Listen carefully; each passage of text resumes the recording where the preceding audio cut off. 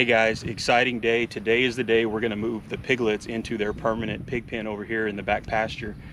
Before we do, we're going to use this Parmac fence charger and one strand of hot wire along the bottom perimeter because we are worried about, with their small size, them finding their way underneath the perimeter fencing. If they got out here in the pasture, that'd be fine, but we're more worried about the back side of their pen, at least while they're so small. Once they get bigger, it's not going to be a problem at all. We have a strand of pretty tight barbed wire along the bottom of that fence that would deter them from digging underneath it. But with them being so small, just for a comfort factor, you know, it's our job to protect these animals, be good stewards. So we want to make sure that we've got a hot wire that will deter them from going out that direction. So we're going to put this thing up real quick, and then we're going to go get these piglets, and hopefully we can get them in here without too much trouble. So, like I said, this is the Parmac. This is a 25-mile range charger, which is way overkill for what we're doing here. But I like the larger size because if we set this up out here and we decide to do a cross fence or something like that, or we could run it all the way down one side of the pasture and run off of that like a head wire, this will do that. It's not extremely high powered, but it works very well for all the animals we've ever had out here. We've had really good luck with these things. They're solar powered, and I've got an adapter. I'll put this in the link too because this was hard to find on Amazon, but this is a T-post mount adapter. So you screw this to the back and it allows you to just set this on top of a T-post. Just like that. And it's not going to go anywhere. And then all you got to do is put your grounding rod in the ground, and red clips go onto your hot wire. So we're going to put a grounding rod in the ground, and then we're going to run our hot wire starting about here, because we're not worried about right here. We're going to start here, and we're going to go all the way around the backside there.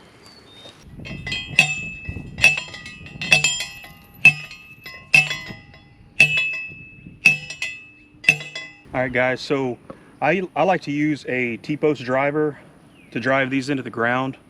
I use a grounding rod connector. You can buy these usually in the same section the grounding rods are found in, just like that. And with these we can just clip the gator clip right on there. For the hot side, we're going to use this high visibility electric rope here that we got from TSC. This is really good for horses and other animals. We actually use this to contain Max in his little area as well. It's high visibility, so they start to learn that this color means bad, and this color means hot, so they stop testing it after a while, so it's good. We've actually done that with Max, and after a while he doesn't even test it anymore. You could just put a string of this across the ground and I guarantee you he'd never step over it. All we're going to use is these insulated T-post connectors right here from TSC, and these just snap across. You just put one little end here,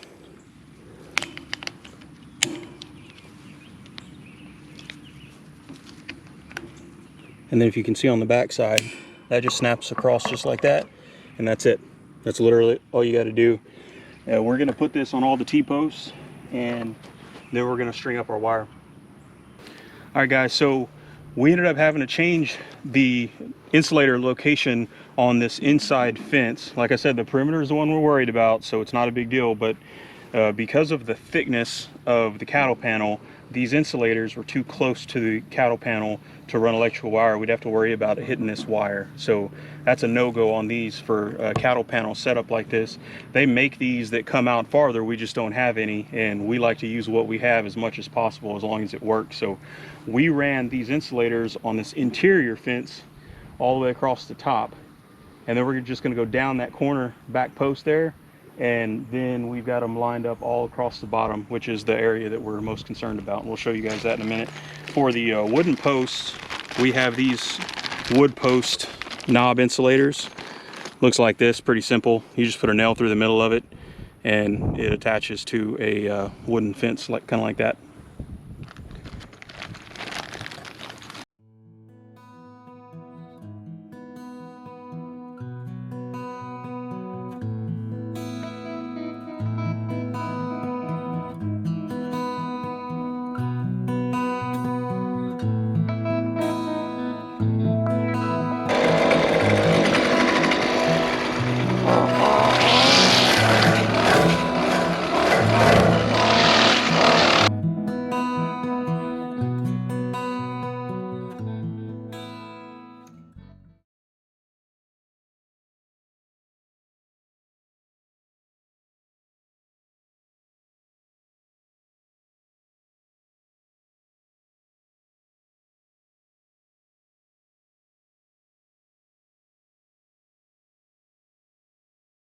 This is what I do when I've got to start a electric fence rope.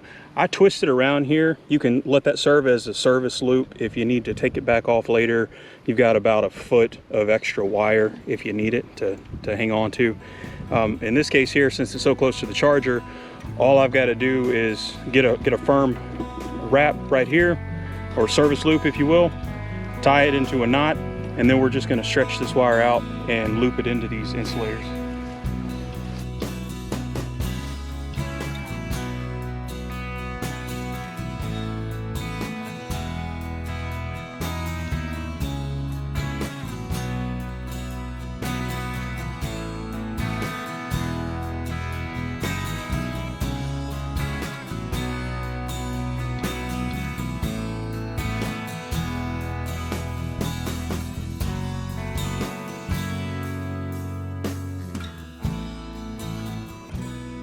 So I'm going to show you guys how difficult it is to turn this fence charger on. All you do is flip it on. Usually takes a few seconds to charge up, but you see how it's in the green? That's how you know that it's really good and it's working. And you can actually come up real close to this wire that we attached, and you can usually hear it tick too. So it's actually super simple. So the next thing we're going to do is test the wire. We want to make sure, we know that this is working fine, but we want to make sure that the wire all the way through is getting a good charge. This is the best fence tester we've found. We've tried a few different kinds. This is an ACO sold by Premier One, and this thing is awesome. Some of your fence testers have to be plugged in the ground to have a ground, and then you clip it onto the wire or test it, or it's got a little light. This one, you simply push this button here and just touch it up next to the wire and it will read. I'll show you right here.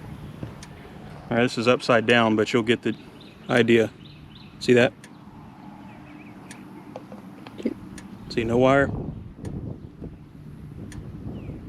It's hot. So the best way to test it is to go to the far end of this wire and make sure it's getting a good charge. If the end of the wire has a charge, that means the entire thing does. So we're going to come over here to the far side and we're going to test it.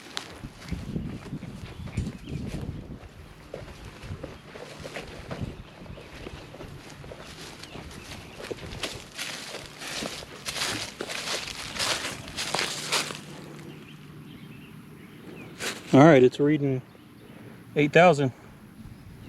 That's good. Hey guys, I just dry fit all this together. Unfortunately, TSC did not give us the other 1/2 inch connectors that we needed. So we don't have enough to do what we originally wanted to do, but we do have enough to make it work for now. So that's what I'm gonna do. And when we get some more of these, I'll come back and I'll fix it. I'll show you guys when we put it on the fence, but we basically needed at least one more of these. We're gonna use this yellow hose over here. It's a Stanley Fat Max.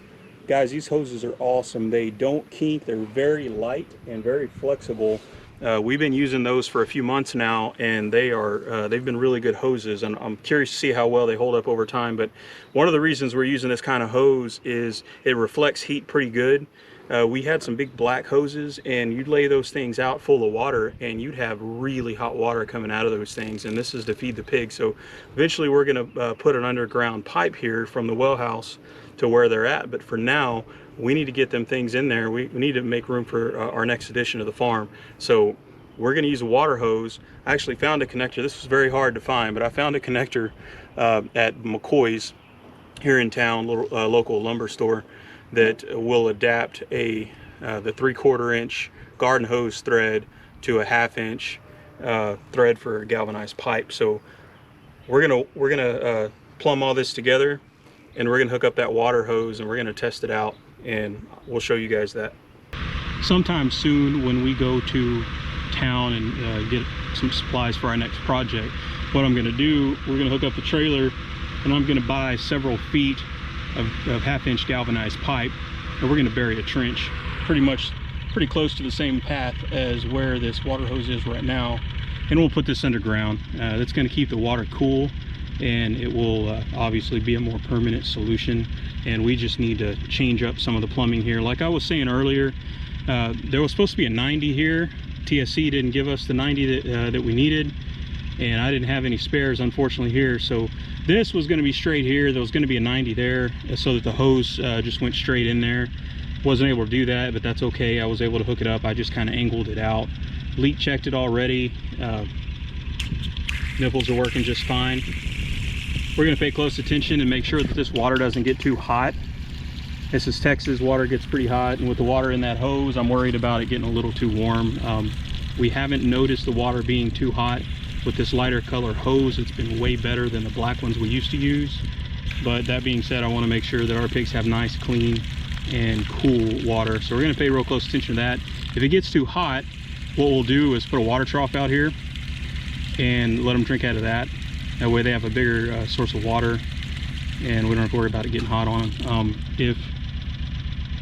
And of course we'll come back and do the permanent galvanized piping later on. It's going to make it a lot easier. I can also put a water faucet out here and make it easier to put a water hose on the outside of this thing when we're cleaning up, taking care of the piglets. All right guys, we have fresh water, plenty of feed. We're ready to put the pigs in here. Guys, we are about to move these piglets to the far back end of the pasture. And we're hoping they'll follow us with some feed.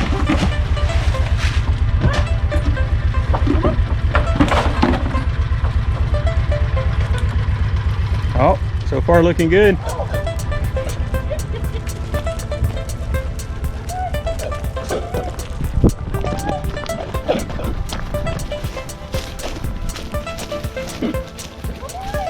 I think they're happy to be running around. Look at it. All right.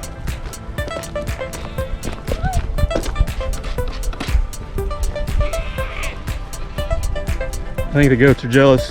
They see feed.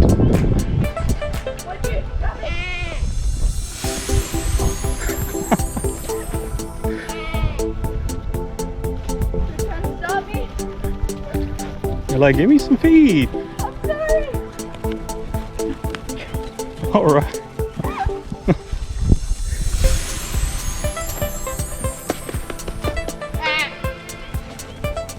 Chris, come on now. Good job. Chris. Oh, Chris. We gotta try it. Come on. Step it up. All right. That was a lot less painful than we thought it would be.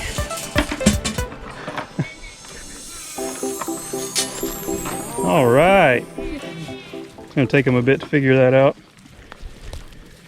And we're probably gonna have to put a temporary water out here for them until they figure out the nipples. Daddy's pigs like slobbering all over the place. You can smell it, buddy. Come on, guys.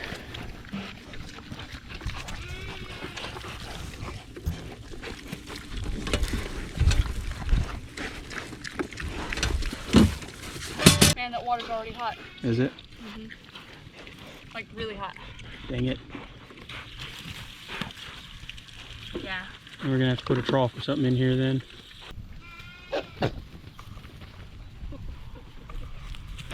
Oh, no, not the cameraman. You think they're excited to be out? That's awesome. They've never had this much room before.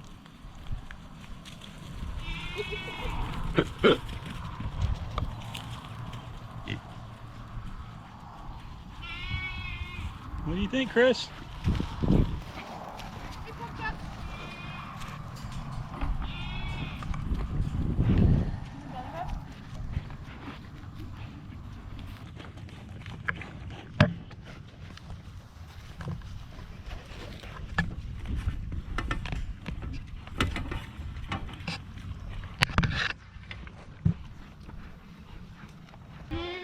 What do you think, Billy? What do you think about those pigs?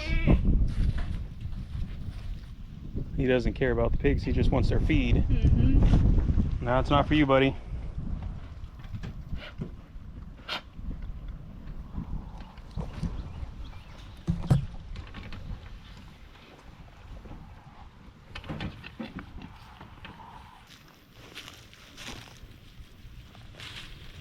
Those good leaves, Jules.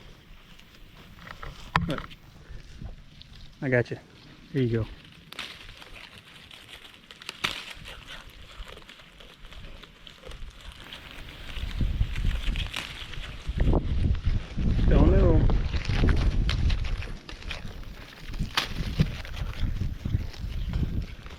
is that good, girl? Oh, don't fall. Apparently Jules loves these leaves. Not my hand.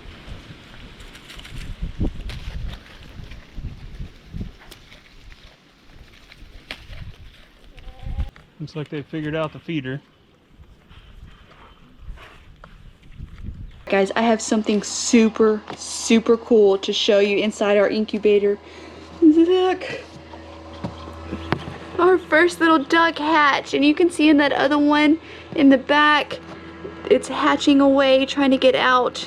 Our first little duck hatch. So there's like 5 other eggs that's got pip holes already, so we're just gonna wait and just let it take its course and let them hatch on their own, and then we'll keep you guys updated.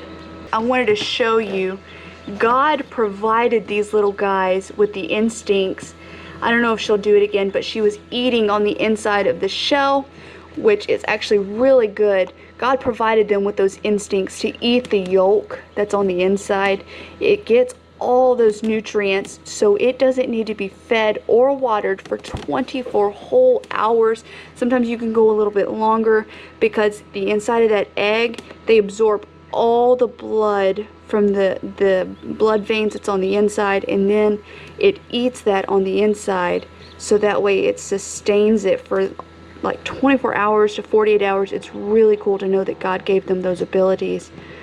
She's all over the place, but we're super excited to have another duck on the farm. The piglets are in their permanent shelter and enclosure. We're super excited at how easy it was to move them. I honestly thought we were going to be chasing 4 pigs just completely through the pasture, because I didn't think they were going to follow as easily as they did. So trick is just use food. I didn't realize that was going to be so easy. We had been overthinking it all day, so we're super excited that they are now in their permanent area. We hope you guys enjoyed this video. If you did, make sure you hit that like and subscribe button down below, and we'll see you next time.